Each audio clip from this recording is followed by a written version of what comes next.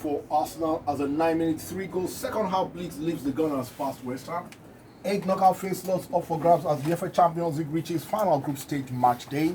And WADA slams a hammer on Russia, banned for 4 years from all major international sporting competitions. My name is Deji Omotoyinbo. Welcome to Sports Express, brought to you by MTN.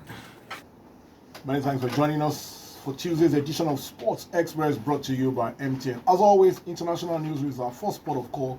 Here's Pedro Peter with all the latest stories making the rounds, and Russia are in big trouble. You can say that again, DG. We start off with some doping news where the World Anti-Doping Agency, WADA, has banned Russia from all global sporting events for a period of 4 years. WADA's executive committee made the decision to ban Russia following a meeting held in Lausanne, Switzerland on Monday, where Russia's anti-doping agency, Rosada, was declared non-compliant for manipulating lab data handed over to investigators in January 2019. The latest development means Russia's flag and anthem will not be allowed at events such as the Tokyo 2020 Olympics and Paralympic Games, as well as the FIFA Men's World Cup in Qatar in 2022. WADA reveals Rosada has 21 days to appeal the ban. If it does so, the appeal will be referred to the Court of Arbitration for Sport. To Formula One, organizers and promoters of the Russian Grand Prix have expressed confidence that the annual F1 race in Sochi will still be staged despite Russia's 4-year ban from all major sporting events by the World Anti-Doping Agency, WADA. A statement from race promoters Rosgonki revealed that the contract for hosting the Russian round of the Formula One World Championship was signed in 2010, long before the events investigated by WADA, and runs until 2025. The 2020 Russian Grand Prix is due to take place in Sochi on September the 27th, and Rosgonki insists that it will be legally and technically impossible to move the race. To boxing, super promoter Eddie Hearn insists British heavyweight boxer Dillian Whyte should be reinstated as the mandatory challenger to the winner of the Deontay Wilder vs Tyson Fury bout. The 31-year-old, who defeated Oscar Rivas on points in July, was recently cleared by the UK anti-doping agency UKAD following claims of an adverse result found in his test sample 24 hours before his fight.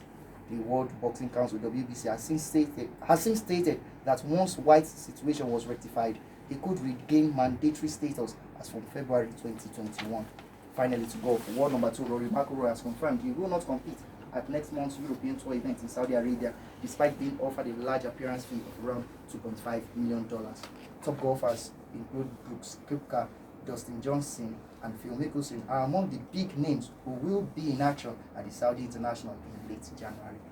Thank you very much, Pedro Peter. We go to the NBA. 3 close games played. 119-118. Sacramento Kings edge Houston Rockets by just 1 point. Another 1-point game, Toronto Raptors over Chicago Bulls 93-92.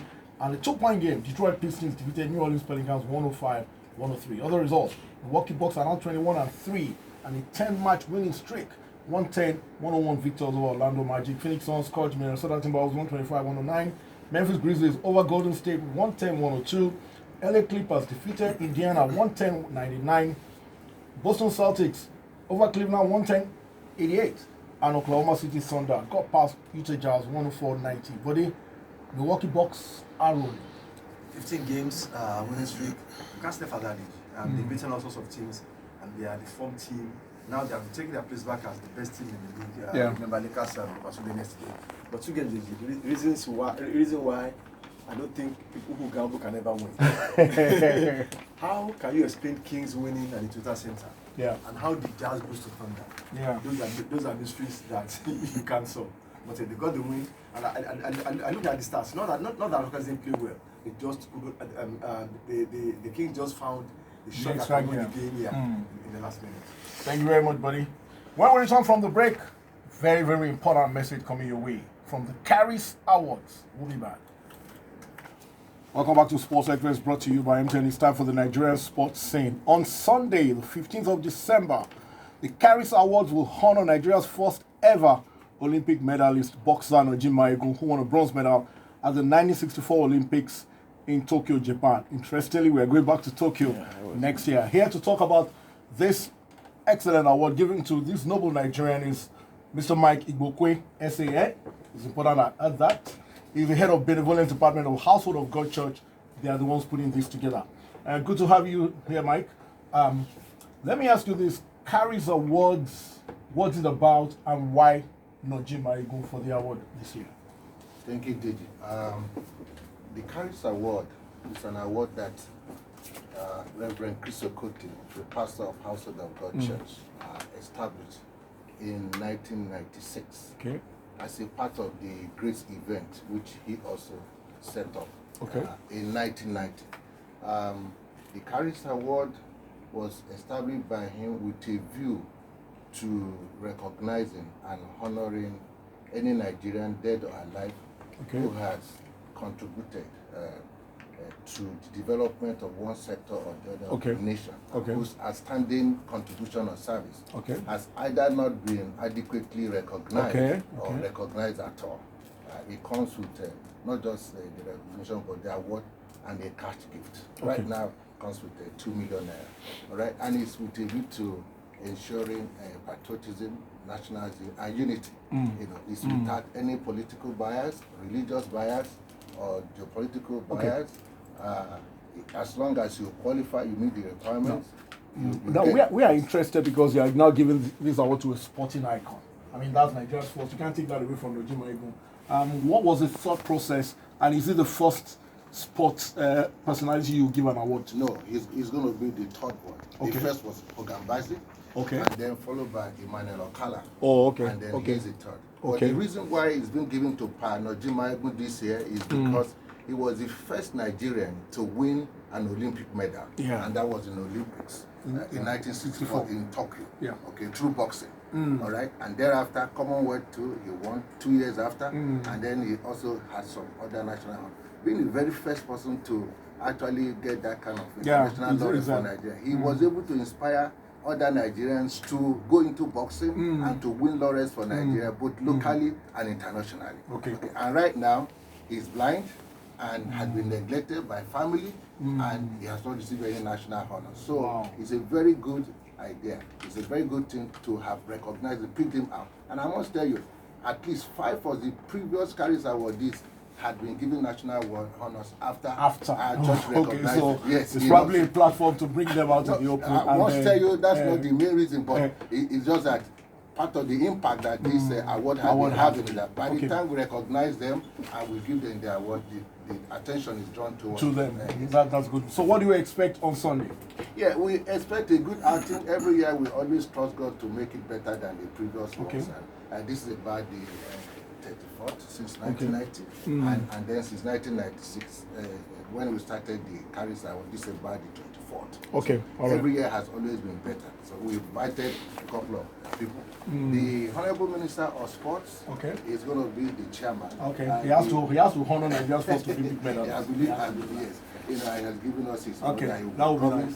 Then his Royal Majesty, the Oba of Lagos, is going to be a special guest of because Pano Jim is from Lagos. He's from Lagos. So that should be interesting. We thank you very much for this award. We ask all our sporting fraternity, let's honor our own. We don't honor our sporting heroes enough. So things like this, we really appreciate it. And we thank you. That's why we are supporting you in this. Thank you very, very much. Mike Ibokwe, SAN Head Benevolence Department, Household of God Church. You've heard it. Nojima Egun, Nigeria's first Olympic medalist, 1964 Olympic Games in Tokyo, Japan, being honored by the Caris Award. He's the honoree for the year 2019. Thank you, sir. Thank you, Dave. We take a break. We'll return with the World Soccer Report after this. Welcome back. It's time for the World Soccer Report on Sports Express, brought to you by MTN. UEFA Champions League action later tonight. Some interesting games, 8 places up for grabs. Some big names might be thrown out of the competition tonight if results don't go their way. But first, it's a Tuesday. It's Yemi's often controversial, often argumentative team of the week. Let's hear you, Yemi. People are already booing you beforehand. Thank you, Deji.